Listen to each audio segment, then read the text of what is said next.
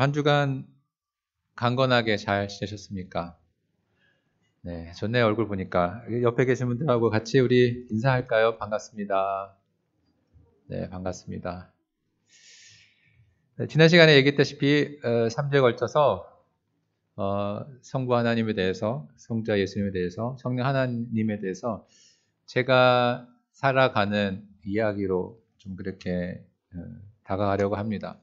사실 삼위 하나님 하면 어려운 개념인 것 같은데 정작 얘기를 하면은 그렇게 어려운 개념은 아닌 것 같아요. 왜냐하면 우리는 매일매일 하나님과 함께 하기 때문에 우리 삶의 언어로도 그 신학적인 개념을 풀어낼 수 있어야만 되는 게 성도의 삶인 것 같습니다. 그래서 오늘은 지난주에 우리에게 아버지가 계신다라는 그 내용에 이어서 오늘은 예수님과 더불어 사는 삶에 대한 이야기를 좀 할까 합니다.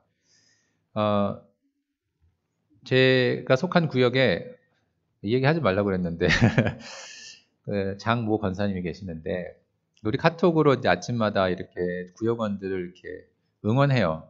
파이팅, 하루를 열심히 살자 그러면서 응원을 하는데 우리 장 권사님께서 가끔씩 쓰시는 말이 있어요. 뭐라고 얘기하시냐면 아침에 여주 동행하는 하루가 되길 바랍니다라는 말을 쓰세요. 저는 그 말을 참 좋아하는 이유가 제가 그 졸업한 그 고려신학대학원에 가면 큰 그 바위가 하나 있어요. 그 바위에 코람데오라고 크게 새겨져 있습니다. 하나님 앞에서라는 말이죠. 근데 그 바위 뒤에를 사실 잘 모르시는 분들이 많아요. 그 바위만 보고 가시는데 사실 그 바위 뒤에는 세 가지 문구가 적혀 있습니다. 하나는 여주동행이란 말이 적혀 있고요. 그리고 일사가고 그리고 지사충성이라는 이 세 문구가 적혀 있습니다. 그 중에 여주동행 뜻이 무엇입니까? 하나님과 함께 동행하라라는 뜻이죠. 하나님 코람데오의 삶을 살기 위해서는 여주동행해야 된다라는 뜻입니다. 여주동행 여러분 아마 들어보셨을 것입니다. 이 말보다 예수님을 믿는 또 신앙인의 삶을 이 말보다 더 잘 표현한 말이 있을까 싶어요. 예수님과 함께 동행하는 삶. 그게 사실 우리 성도의 삶이잖아요. 그런데 안타까운 것은 이 말의 뜻은 우리가 누구나 다 알지만 막상 한 주간 예수님과 동행하면서 살았던 삶을 좀 나눠주세요라고 이렇게 얘기를 하면은 그걸 되게 어려워하시는 분들이 많이 있습니다. 그 말은 문자적인 뜻은 알지만 실제적으로 내가 예수님과 어떻게 동행하며 살지, 여주 동행하는 삶을 어떻게 사는가에 대한 이해가 부족한 경우가 많이 있는 것 같아요. 사실은 예수님과 동행하며 살고 있는데 그걸 잘 모르는 것 같아요. 그래서 오늘은 말씀을 통해서 예수님과 동행하는 삶이 어떤 것인지를 좀 나누려고 합니다. 전부를 얘기할 수는 없습니다. 대신에 한 부분을 얘기할 텐데 그 부분을 이해하시고 나면 이렇게도 적용할 수 있구나. 그렇다면 나는 이런 식으로도 적용을 해봐야지 하는 여러분 응용을 할 수 있도록 하나의 케이스, 샘플을 좀 보여주려고 합니다. 예수님께서 함께 하신다. 나와 함께 하신 삶. 여러분 어떤 삶일까요? 여러 가지 이해가 있을 수 있겠지만 저는 그 다윗이 썼던 그 시편 23편의 그 노래가 정말 잘 드러내는 거 아닌가. 예수님과 함께 사는 삶이 무엇인지. 대표적으로 꼽자면은 다윗의 시편 23편을 꼽을 것 같아요. 제가 한번 읽어드릴게요. 잘 아시는 내용입니다. 여호와는 나의 목자시니 내가 부족함이 없으리로다. 그가 나를 푸른 풀밭에 누이시며 쉴 만한 물가로 인도하시는도다. 내 영혼을 소생시키시고 자기 이름을 위하여 의의 길로 인도하시는도다. 내가 사망의 음침한 골짜기로 다닐지라도 해를 두려워하지 않을 것은 주께서 나와 함께 하심이라. 주의 지팡이와 막대기가 나를 안위하시나이다. 주께서 내 원수의 목전에서 내게 상을 차려주시고 기름을 내 머리에 부으셨으니 내 잔이 넘치나이다. 내 평생의 선하심과 인자하심이 반드시 나를 따르리니 내가 여호와의 집에 영원히 살리로다. 아멘. 예수님이 나와 함께하는 삶. 다윗은 이렇게 얘기합니다. 그 주님이 나와 함께한다는 것은 내 인생이 나의 주님의 보호와 인도를 받고 내 삶이 주님으로 말미암아 평안을 누리고 복을 얻는 삶이다. 그렇게 얘기를 하고 있습니다. 그게 저는 정답인 것 같아요.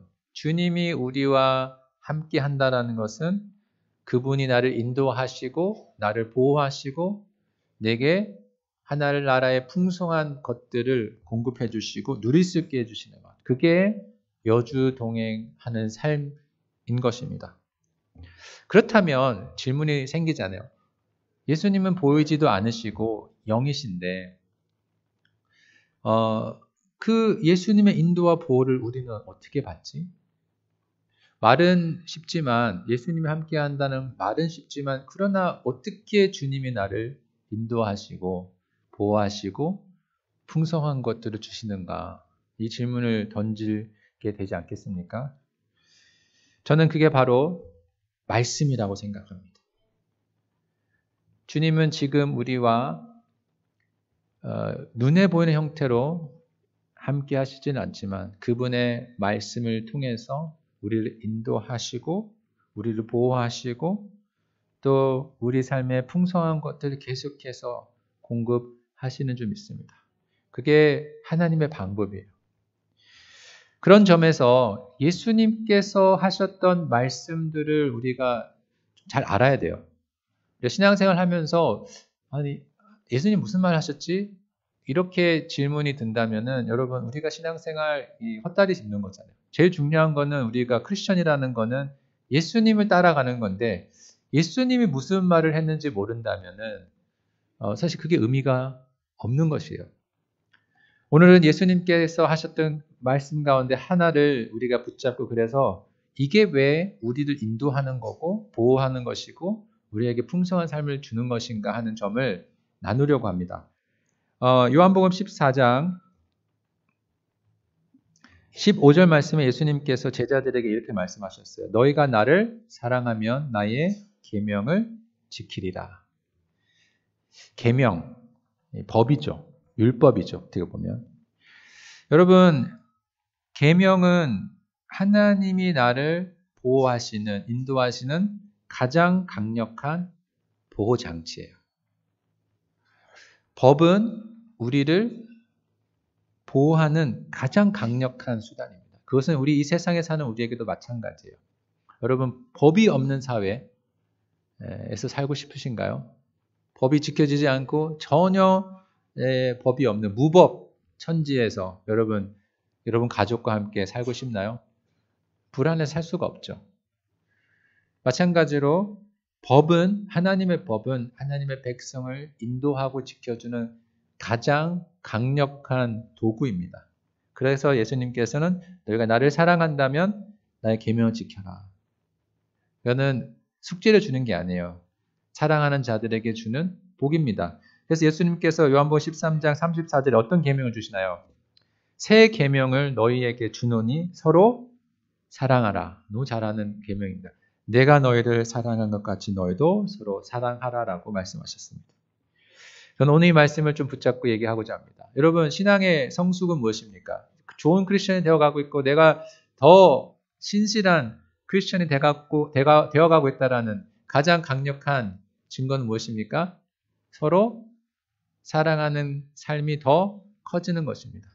다시 말해서 다른 말로 더불어 사는 삶을 잘하는 사람.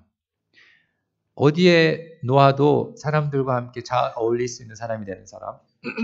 그 사람이 신앙적으로 성숙한 사람이에요. 어떤 공동체에 들어갔는데 사람들이 부담스러워하고 싫어하고 껄끄럽게 생각한다. 그것은 좋은 신앙인이 아닌 것입니다. 왜냐하면 예수님께서는 분명히 서로 사랑하라라고 하셨고 그것이 하나의 법으로서 우리를 지켜주는 툴인데 사랑하지 못한다면은 사실 그것은 좋은 예수님을 따라가는 제자의 모습이 아니겠죠. 그런 점에서 사실 우리는 서로 사랑하라라는 이 말을 좀 생각을 잘 할 필요가 있는 것 같아요. 왜 예수님께서 우리에게 사랑하라라고 명령했을까? 저는 그 이유가 결국 서로 사랑하는 삶이 다윗이 얘기했던 시편 23편에서 나를 지켜주고 나를 보호하는 그 하나님의 손길이기 때문입니다. 같은 맥락이죠. 서로 사랑할 때 성도들은 삶이 풍성해지고, 사랑할 때 우리의 삶이 예수 그리스도 안에 살아가는 그 삶이 되어줄 수 있기 때문에 예수님께서는 우리에게 사랑하라라는 이 말씀을 계명으로 주신 것입니다. 그럼 어떻게 하면 우리가 서로 사랑하는 것인가요? 이 질문들을 이렇게 여러분 신앙생활 하면서 어떤 게 궁금해지면 그 다음 질문을 연결해서 생각하는 게 참 중요한 것 같아요. 아, 서로 사랑한다. 아, 좋은 말이지. 어떻게 사랑하면 될까요? 여러분, 이건 큰 법이잖아요. 큰 틀에서 어떻게 보면 큰 법이 주어졌는데, 이 세상에서도 법이 있고요. 그 법을 담아내는 사람들의 규칙들이 있어요. 삶을 보면. 그러니까 큰 법이 있으면 거기에 따르는 규칙과 그 다음에 뭐 관례, 또 지켜진 여러 가지 형태의 작은 그런 구체적인 행동 지침들이 있습니다. 마찬가지예요. 사실은 서로 사랑하라라고 하나님께서 우리에게 명령을 주셨는데, 그 사랑을 이뤄내고 실현하는 데는 여러 종류의 예법들이 있습니다. 그게 기독교인들이 사랑을 표현하는 방법이에요. 다시 말해서 예법은 상황에 맞춰서 그 하나님의 법을 실현하는 우리의 방법입니다. 한 예로 로마서 16장 1절 2절 말씀 한번 볼까요? 바울이 이제 로마 교회를 향해서 했던 얘기인데, 내가 갱그레아 교회 일꾼으로 있는 우리 자매 베베를 너희에게 추천하노니 너희는 주 안에서 성도들의 합당한 예절로 그를 영접하고 무엇이든지 그에게 소용되는 바를 도와줄지니 이는 그가 여러 사람과 나의 보호자가 되었습니다. 바울이 지금 로마 교회를 향해서 얘기를 합니다. 내가 귀한 자매 한 사람을 내가 너희한테 추천하고 싶어. 베베라는 자매인데, 그 자매가 도착하면은 성도들의 크리스천들이 해야 될 당연한 예절로, 합당한 예절로 그 자매를 영접하기를 바래. 이렇게 얘기를 하고 있습니다. 바울 시대 때 크리스천들에게 있어서 당연히 크리스천이라면은 이렇게 행동하는 합당한 방법들이 있었다는 거예요. 이 합당한 예절, 예의, 예법. 이 예법이라는 게 무엇입니까? 예법이라는 것은 우리가 일상생활에서 상대방에게 당연히 행해야 될, 존중하는 표시로서 행해야 될 말과 행동이죠. 근데 이 크리스천들에게 있어서 서로 사랑하라라는 이 말은 다른 말로 말하자면 무엇이냐면 우리 삶 가운데 크리스천의 예법이 있다는 뜻입니다. 오늘 읽었던 본문 말씀 고린도전서 13장 4절과 5절에도 바울이 사랑에 대해서 얘기를 하면서 이 사랑의 특징 중 하나가 무엇이라고 얘기합니까? 네, 자랑하지 아니하며 교만하지 아니하며 무례히 행하지 아니하며. 무례히 행하지 아니하며. 이 무례히 행하지 아니한다라는 말이 바로 이 무례, 예가 없이, 예의 없이. 이 단어는 사실은 로마서에 나오는 합당한 예절, 이 같은 단어예요. 부부간에 사랑한다고 한다면 무례히 행하지 아니해야 된다는 뜻입니다. 서로 간에 지켜야 될 그리스도인의 예법이 있다는 거예요. 형제 사이에, 동료 사이에, 그리고 교우들 사이에, 그리고 우리가 살아가는 이웃 사이에 무례히 행하지 않는 삶.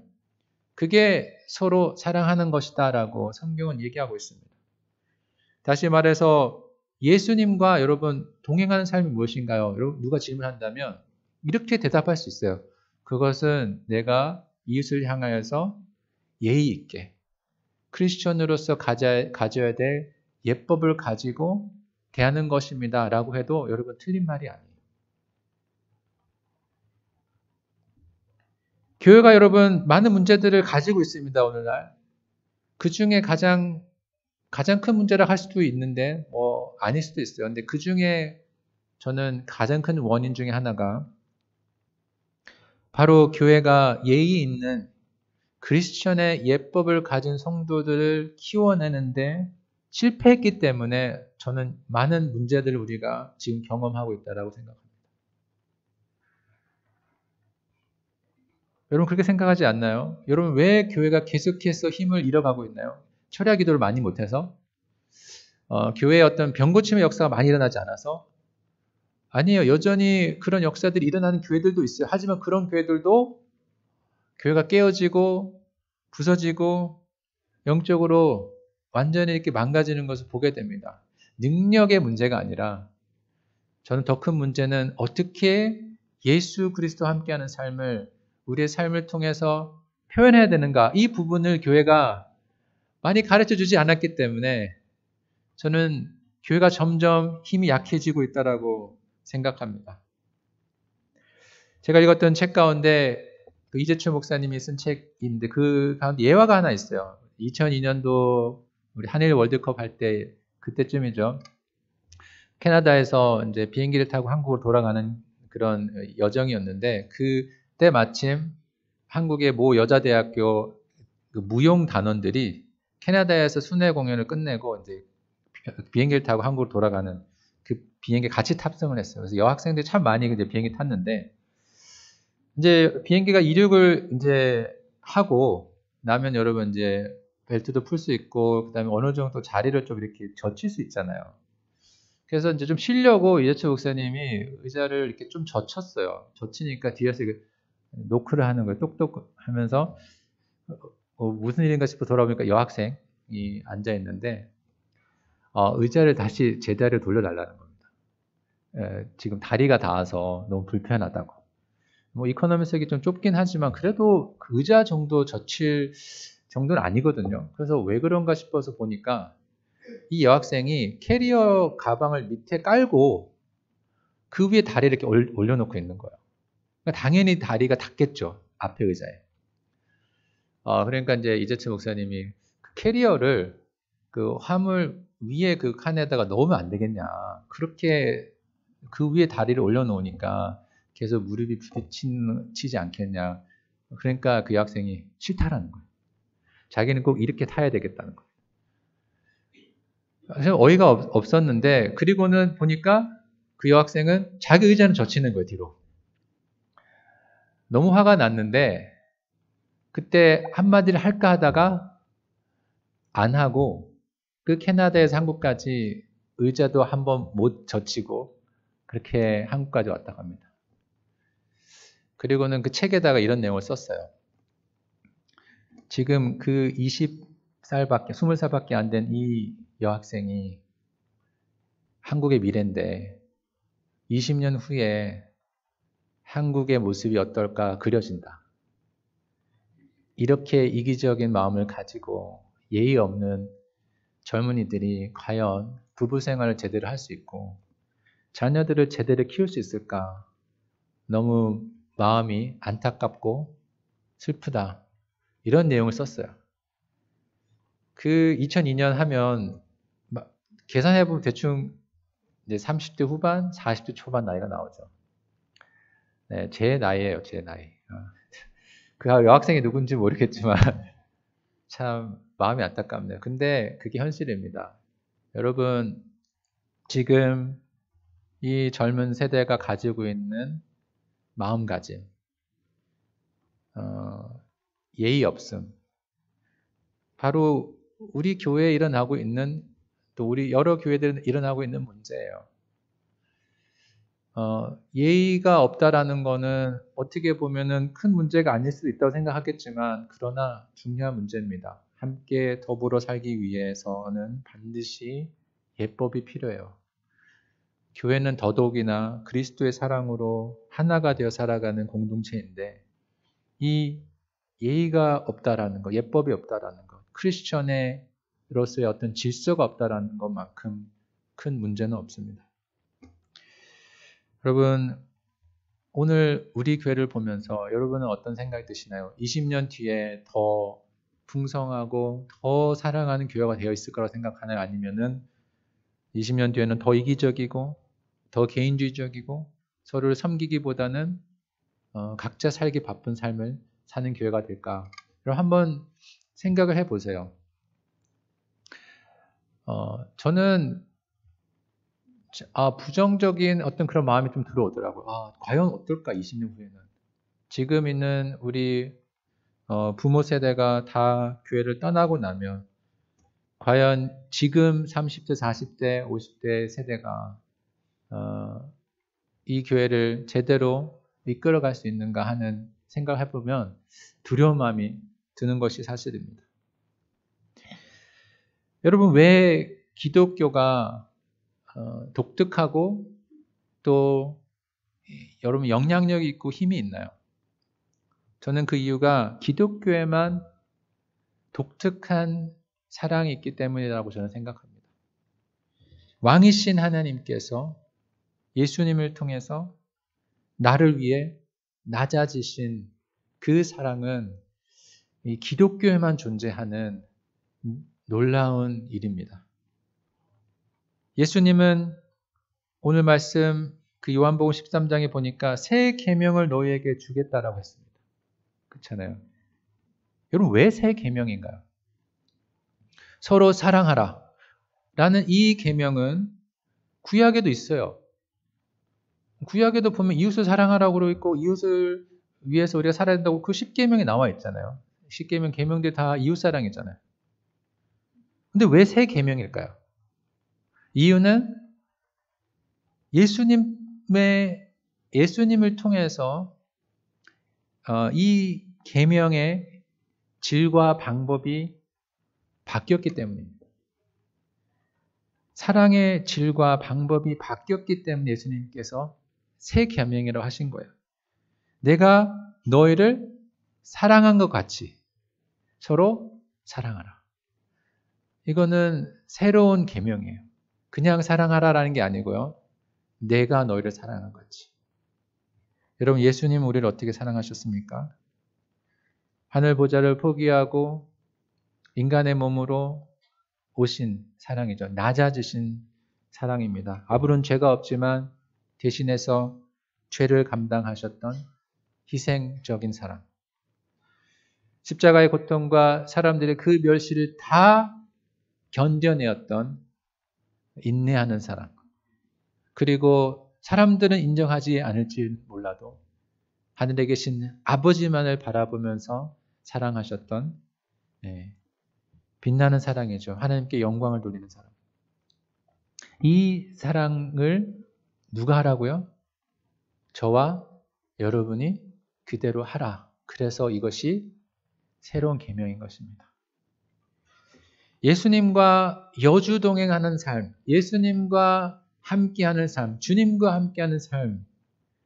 그 삶은 어떤 삶인가요? 나의 삶이 매일매일 예수님과 동행하면서 조금씩 더 깨져서 처음에는 그렇게 할 수는 없겠지만 그러나 시간이 지나고 주님과 더 깊이 교제하고 동행하면 할수록 예수님의 사랑을 조금씩 본받아서 남을 존중하고 나를 낮추고 교만하지 않고 희생하며 인내하고 그리고 궁극적으로는 하늘 아버지께 영광을 돌릴 수 있는 그런 사랑하는 사람이 점점 되어가는 것, 그게 여주 동행하는 삶인 것입니다. 저는 오늘 이 자리에 오신 모든 성도님들이 주님과 동행하는 성도님들이 다 되기를 축원합니다. 이번 한 주 살면서 주님과 동행할 때 내가 할 수 있는 방법이 아니라 예수님이 나를 사랑하셨던 것처럼 한번 이웃을 사랑하는 도전이 있기를 주님의 이름으로 축원합니다. 그래서 다음 주에 오셨을 때 이 자리에 앉아서 기도하실 때 하나님한테 고백할 수 있는 성도들이 다 됐으면 좋겠어요. 하나님, 한 주간 살면서 저는 주님이 저를 사랑하신 것처럼 제 아내를 사랑했습니다. 화가 날 때 참고 주님을 생각하면서 나처럼 부족한데 이렇게 사랑해 주신 사랑 감사합니다 하는 마음으로 제가 더 아끼려고 하고 사랑했습니다. 이런 고백이 나오면 얼마나 감사하겠습니까? 그게 여러분 미래가 있는 에버그린 장로교인 줄 믿습니다. 여러분 여기 보니까 젊으신 보다 뭐 비슷한 것 같아요. 나이 드신 분들이 있습니다. 저희 부모님 세대 분들이 여기 앉아 계십니다. 여러분의 작품입니다. 지금 있는 교회 모습은. 감사한 일도 있겠지만 슬픈 일들이 많이 있어요. 여러분 바빠서 사시느라고 신경 못 썼던 부분들이라고 저는 생각해요. 하지만 교회가 지금 이렇게 사랑하는 것을 잘 못하는 이유는 우리의 책임이 분명히 있습니다. 다음 세대 20년 후의 교회 모습을 바라보면서 여러분 어떤 상상들 하시면서 사시나요? 지금부터 우리가 예수 그리스도와 함께 동행하는 삶을 제대로 살지 아니하면 저는 20년 후에는 더 힘들어질 거라고 생각합니다. 그런 맥락에서 여러분 오늘 말씀이 여러분의 도전이 됐으면 좋겠고요. 특히 나는 이제 나이가 들어서 이제 별로 할 수 있는 게 없어라고 생각하지 마시고요. 마지막까지 사랑하는 삶을 여러분이 많이 보여주셔야지만 다음 세대에게도 소망이 있고 그리고 다음 세대가 본받아서 그대로 또 주님과 동행하는 삶을 살게 되는 일들이 일어날 줄 믿습니다. 오늘 말씀을 마음에 두고 우리 같이 한번 찬송가 452장 같이 찬양했으면 좋겠습니다.